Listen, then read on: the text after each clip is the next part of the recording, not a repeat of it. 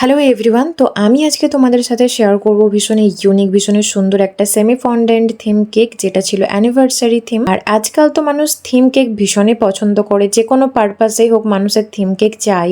আর theme cake মানে কিন্তু আমাদেরকে ফন্ডেন্ট এখানে ব্যবহার করতেই হবে। এখনকার দিনে ফন্ডেন্ট কেকের চল কিন্তু প্রচুর। তো যারা যারা এখনো পর্যন্ত ফন্ডেন্ট নিয়ে কাজ শুরু করোনি, শুধুমাত্র ক্রিম দিয়ে কেকের ডেকোরেশন করো, আমি তাদেরকে বলবো যে অবশ্যই ফন্ডেন্ট নিয়ে কাজ শুরু করো। কারণ ফন্ডেন্ট দিয়ে তোমরা তোমাদের পছন্দ অনুযায়ী বা কাস্টমারদের পছন্দ অনুযায়ী যে কোনো থিম তোমরা কেকের উপর নিয়ে আসতে পারবে, আর যেটা দেখতে সত্যিই অসাধারণ লাগে। তো সবার প্রথমে এখানে আমি একটা 2 পাউন্ডের কেকের স্পঞ্জ বানিয়ে নিয়েছিলাম, আর এই স্পঞ্জের রেসিপি অলরেডি কিন্তু আমার চ্যানেলে আপলোড করা আছে। আর এখানে আমি রেড কালারটা ব্যবহার করেছি, যেহেতু এটা অ্যানিভার্সারি কেক ছিল সেই জন্য, যাতে কেকটা বাইরে থেকে নয় ভেতর থেকেও যেন দেখতে সুন্দর লাগে। আর এই ডার্ক রেড কালারটা এতটা সুন্দর আসবে সত্যিই ভাবিনি। এখানে আমি একটা নতুন কালার ব্যবহার করেছিলাম, যেটা ভীষণই পছন্দ হয়েছে আমার। তোমরা চাইলে এখানে ওয়াটার বেসড কালার অথবা জেল বেসড কালার ব্যবহার করতে পারো, অথবা তোমরা চাইলে কেকের স্পঞ্জটা একদম নর্মালও রাখতে পারো। তো এটা যেহেতু একটা পাইনাপেল কেক ছিল, সেজন্য কেকটাতে অ্যাজ আ ফিলিং এর জন্য আমি পাইনাপেল হোল ক্রাশ ব্যবহার করেছি। আর যেটা আমি আগের ভিডিওতেও তোমাদের সাথে শেয়ার করেছি দু একবার, যে পাইনাপেলের ক্রাশ দু রকমের পাওয়া যায়, একটা হয় হোল ক্রাশ আর একটা হয় পাইনাপেলের নর্মাল ক্রাশ। এই দুটোই কিন্তু তোমরা অনলাইন অফলাইন দুটোতেই অ্যাভেলেবেল আছে। তবে আমি এটা কিন্তু অ্যামাজন থেকে পারচেস করেছিলাম, কিছুটা সম্ভবত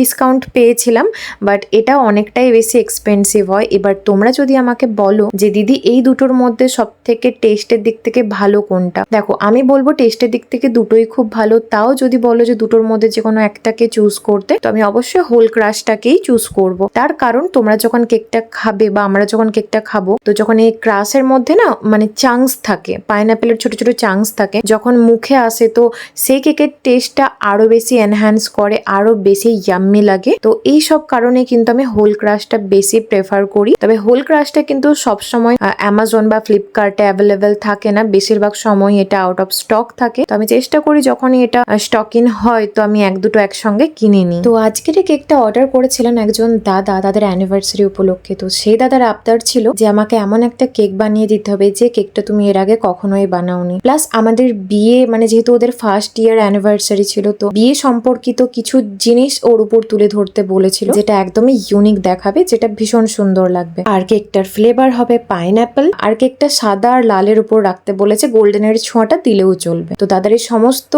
রিকোয়ারমেন্ট মাথায় রেখেই আজকের এই কেকটা বানানোর চেষ্টা করেছি। তো যেদিন আমি এই কেকটার অর্ডার পাই সেদিন আরো একটা এরকমই থিম কেকের অর্ডার ছিল, সেটাও অ্যানিভার্সারি উপলক্ষে। আর সে কেকটাও দেখতে ভীষণই সুন্দর। সেই কেকটার ডেকোরেশনটা অলরেডি আমি কিছুদিন আগেই তোমাদের সাথে শেয়ার করেছি। তোমরা যদি এখনো পর্যন্ত ভিডিওটা না দেখে থাকো তবে অবশ্যই আমার আগের ভিডিওটা দেখে নিও। ওটাতে কিন্তু আমি সেমি ফন্ডেন্টের কাজগুলো তোমাদের সাথে শেয়ার করেছি, আর এটা শেয়ার করা তোমাদের সাথে পসিবল হয় না, কারণ আমার হাতে বেশি সময় ছিল না শুট করার জন্য। কেকটা বানাতে যতটা না সময় লাগে, কেকটাকে শুট করতে গিয়ে তার থেকে ডবল সময় লেগে যায়। তো সবসময় আমি সময় পাই না তোমাদের সাথে শেয়ার করার। তবে পরে আমি অবশ্যই চেষ্টা করব যে এই টিউটোরিয়ালটা তোমাদের সাথে যাতে আমি শেয়ার করতে পারি, যাতে আমার ভিডিওটা দেখে তোমরা বাড়িতে ইজিলি বানিয়ে ফেলতে পারো। তো বাঙালিদের বিয়েতে যে গাঁট ছড়া ব্যাপারটা থাকে সেটাই আমি এখানে তুলে ধরার চেষ্টা করেছি। আর এখানে আমি এরকম ভাবে সুন্দর করে নামটা লিখেছি, এরকম ভাবে নাম আমি কখনোই লিখিনি। আর আজকের এই কেকটাতে পুরোটাই আলাদা রকম ভাবে বানানোর চেষ্টা করেছি। তোমাদের কেমন লেগেছে আজকের এই কেকটার ডেকোরেশন আমাকে অবশ্যই কমেন্ট করে জানিও। আর তারপর নিয়ে নিয়েছি এখানে নন এডিবল সিলভার কালারের লেস। আর এই লেসটা আমি যখনই কেকে ব্যবহার করি কেকের লুকটাকে একটা অন্য মাত্রায় নিয়ে যায়, যেটা ভীষণ ভীষণ সুন্দর লাগে। আর এটার একটা গোল্ডেনও অ্যাভেলেবেল আছে, আমি বেশিরভাগটা সিলভারটাই ব্যবহার করার চেষ্টা করি। আর তারপর নিয়ে নিয়েছি নূরের একটা স্টার নজেল, আর এখানে একটা রেড কালারের ক্রিমের সাহায্যে বর্ডারটা বানিয়ে নিয়েছি। তোমরা চাইলে তোমাদের পছন্দ অনুযায়ী যে কোনো কালার যে কোনো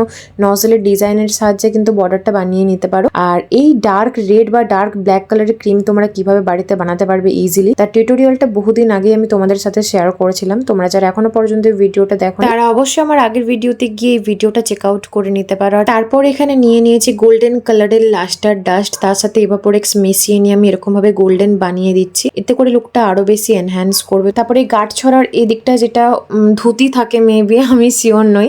তো এখানটায় আমি হালকা হালকা করে এই গোল্ডেন কালারের লাস্টার ডাস্টটাও লাগিয়ে দিচ্ছি। আর তোমাদের কাছে যদি এভাপোরেক্স অ্যাভেলেবেল না থাকে তো সেক্ষেত্রে তোমরা এখানে কাগজি লেবুর রসটাও ব্যবহার করতে পারো। আর এই কেকটা যেদিন আমার ডেলিভারি দেওয়ার ছিল তার দুদিন আগে কিন্তু ফন্ডেন্টের সমস্ত ফিগার্স আমি বানিয়ে নিয়ে খুব ভালোভাবে ড্রাই করে নিয়েছিলাম। আর তারপরে এই কাজটা করতে আমার ভীষণ ভীষণ মজা লাগছিল, যেটা হচ্ছে আমি এরকম ভাবে মেয়েদের যে আঁচলটা হয় সেটাকে সুন্দরভাবে ডিজাইন করার চেষ্টা করছিলাম। আমি জানি আমি খুব একটা একটা ভালো ডিজাইন করতে পারি না, বাট তাও চেষ্টা করেছি যাতে এই কেকটা সুন্দর লাগে দেখতে। তো এই কেকটার ফ্লেভার ছিল পাইনঅ্যাপেল, এটার ওয়েট ছিল 2 পাউন্ড, কিন্তু কেকটাকে ডেকোরেশন করতে গিয়ে কাছাকাছি 2.5 পাউন্ডের মতন হয়ে গেছিল। আর এটার দাম আমি 1400 টাকা নিয়েছি। তোমরা তোমাদের লোকেশন অনুযায়ী টাকাটা কম অথবা বেশিও নিতে পারো। আর তারপর এখানে যে ফ্লাওয়ার্স গুলো বানিয়েছি, এগুলো অ্যাকচুয়ালি আগের যে কেকটা আমি বানিয়েছিলাম তার থেকে কয়েকটা বেঁচে গিয়েছিল, তো সেটা আমি এখানে লাগিয়ে দিয়েছিলাম। আর আমি এখানে যেমন শুধু লাল আর সাদার মধ্যে কেকটাকে বানানোর চেষ্টা করছি, তোমরা চাইলে কিন্তু এখানে হলুদের ছোঁয়াটাও রাখতে পারো, তাতে করে কিন্তু কেকটা আরো বেশি সুন্দর লাগবে। যেমন ধরো এখানে ফুলগুলো তোমরা হলুদ কালারের বানাতে পারো, যেমন আমি লাল বানিয়েছি। তো ফাইনালি আমার কেকের ডেকোরেশনটা একদমই কমপ্লিট। তো আজকের এই কেকের ডেকোরেশনটা, কেকের কালার কম্বিনেশনটা তোমাদের কেমন লেগেছে আমাকে অবশ্যই কমেন্ট করে জানিও। আর ভালো লেগে থাকলে অবশ্যই একটা লাইক করে যেও। তো চলো দেখা হচ্ছে পরের ভিডিওতে আবার নতুন কিছু কেকের ডেকোরেশনস এর সাথে। ভিডিওটা আমি এখানে শেষ করলাম। Bye bye.